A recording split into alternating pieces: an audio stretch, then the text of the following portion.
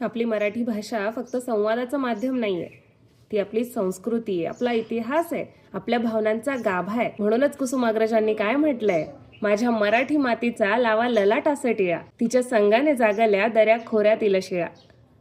माझ्या मराठी मातीला नका म्हणू ही नदीनं, स्वर्ग लोकाहुनी थोर मला तिचे महिमान. आज 27 फेब्रुवारी मराठी भाषा गौरव दिन, कुसुमाग्रजांचा जन्मदिवस. मराठीवर अपार प्रेम करणारे कवी, तिचं वैभव जपण्यासाठी आयुष्यभर झगडणारे साहित्यिक. कविता, नाटक, कथा, कादंबरी यातून त्यांनी मराठीचा सातत्याने गौरव केला. आणि तेच नाही तर अशा अनेक साहित्यिक, कवी, लेखक, इतिहासकारांचा वारसा लाभलाय आपल्या मराठी मातीला. पण स्वतःला सुद्धा एक प्रश्न विचारला पाहिजे की मी मराठीतून सातत्याने संवाद साधतो का? शेवटचं मराठी पुस्तक कधी वाचलं मी? मराठी कायम वाचली गेली पाहिजे, बोलली गेली पाहिजे, जपली गेली पाहिजे. ज्ञानेश्वर माऊलींच्या ओव्यांमधून वाहणारी ही मराठी कधी ज्ञानाचा झरा बनते, तर पुलंच्या लेखणीत ती खळखळून हसते. सामान्य माणसाच्या आयुष्याला आधार देत राहते. वपूंच्या कथांमध्ये ती देखणी, नाजूक, हळवी बनते.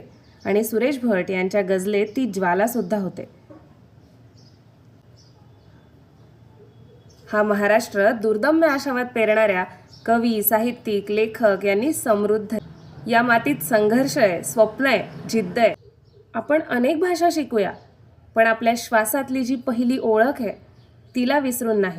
आपल्या संस्कारांची जी शिदोरी आहे, आईच्या हाकेतली जी ऊब आहे, आपल्या मातीचा जी सुगंध आहे, ती आपली माय मराठी, तिला विसरायचं नाही आहे. तिचं सौंदर्य आपल्याला जपायचं आहे. तिचा सन्मान करणं, संवर्धन करणं ही एक मराठी माणूस म्हणून आपली जबाबदारी आहे, आपलं कर्तव्य आहे. आपल्याला तर आपल्या मराठी भाषेचा अभिमान आहेच, पण पुढच्या पिढीला सुद्धा असाच अभिमान बाळगायचा आहे. आणि म्हणूनच आपणच त्यांना सांगायचं आहे की लाभले आम्हास भाग्य, बोलतो मराठी, जाहलो खरेच धन्य, ऐकतो मराठी.